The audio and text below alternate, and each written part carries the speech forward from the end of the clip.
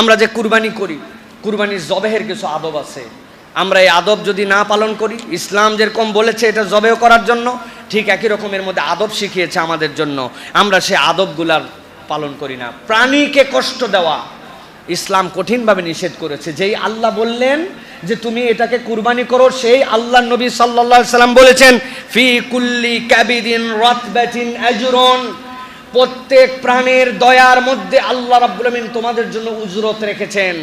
আপনি নিয়ে আসতেছেন সেই ঠাকুরগা থেকে, সেই দূর থেকে পশু নিয়ে আসতেছেন, পশুগুলো যেন বসতে না পারে, বসে গেলে জায়গা বেশি ধরে ফেলবে, এই জন্য চোখের মধ্যে মরিচ ঢুকায় দেয়। পুরাটা রাস্তা ওই প্রাণীটা দাঁড়ায় থাকে, আর চোখ দিয়ে পানি পড়ে, তাকে এক ফোঁটা পানি পর্যন্ত খাওয়ায় না, 400-500 কিলোমিটার পর্যন্ত পরিভ্রমণ করায় নিয়ে আসে। আল্লাহর কাছে আপনাকে উত্তর দিতে হবে যে এই প্রাণীর প্রতি তুমি অত্যাচার করেছো কেন?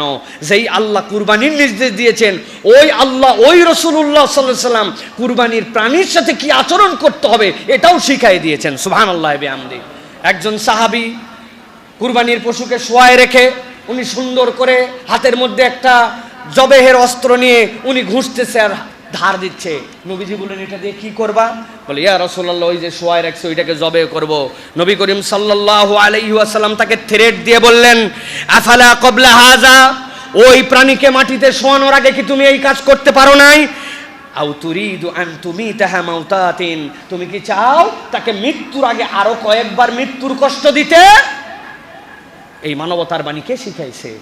এই উত্তম কুরবানি দেওয়ার বিধান কে শিখিয়েছে? মুহাম্মদুর রাসূলুল্লাহ সাল্লাল্লাহু আলাইহি ওয়াসাল্লাম শিখিয়েছেন। নবীজি বলছেন হাল্লা হাদাত্তা শাফরাতাকা ক্বাবলা আন তুদজিআহা, তাকে শোয়ানোর আগে তুমি কেন এটা ধার দিতে পারলে না? তুমি তাকে শোয়ায় রেখেছো, কষ্ট দিচ্ছ, এদিকে ধার দিচ্ছ। সুবহানাল্লাহ বলবেন না? নবী করিম সাল্লাল্লাহু আলাইহি ওয়াসাল্লাম এটা শিখিয়েছেন।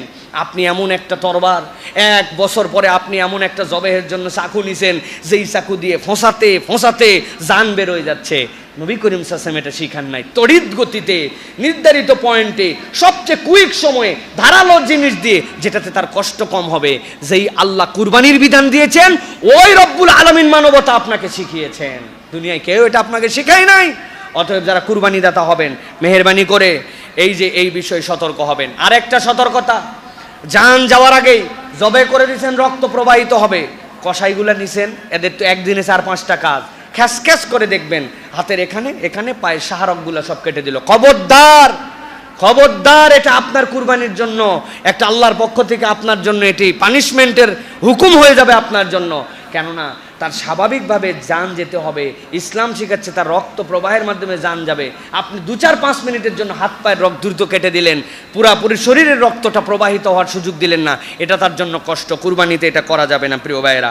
3 নম্বর, কুরবানির পশু যেটা কুরবানি দিচ্ছি, একটা কুরবানির পশুর সামনে আরেকটা কুরবানির পশুকে কুরবানি না দেওয়ার বিধানটা আমাদের জন্য উত্তম। একটা কুরবানি দিচ্ছেন, তাকে নিয়ে আসলেন, পাশে আরেকটাকে সরায় রাখলেন। এই পদ্ধতিতে আমাদের এই কুরবানিগুলো সতর্ক হতে হবে। আর কুরবানির পশুর পরিবহনে যারা অমানবিকতা করতেছেন, আপনাদের কাছে আল্লাহর ওয়াস্তে বলবো, এইরকম আপনারা আচরণ করেন না। এরা অবলা প্রাণী, এরা আল্লাহর জন্য স্যাক্রিফাইস করবে জন্য আল্লাহ এদেরকে সৃষ্টি করেছেন। কিন্তু আপনি যদি তাদের প্রতি ক্রুয়েলিটি দেখান, এটা আপনার এবং আপনার পরিবার, আপনার কামাই, এইগুলো সবগুলোর প্রতি এফেক্ট আসবে। কথা আমার নয়, কথা মুহাম্মদুর রাসূলুল্লাহ সাল্লাল্লাহু আলাইহি ওয়াসাল্লাম। নবীজি বলছেন ইরহাম মান ফিল আরদ, জমিনের প্রতি যারা আছে তাদের প্রতি দয়া করো, আসমানওয়ালা তোমার প্রতি দয়া করবেন। এখন জমিনওয়ালার প্রতি আপনি যদি দয়া না করে ক্রুয়েলিটি দেখান, আসমানওয়ালাও আপনাকে শাস্তি দিবেন।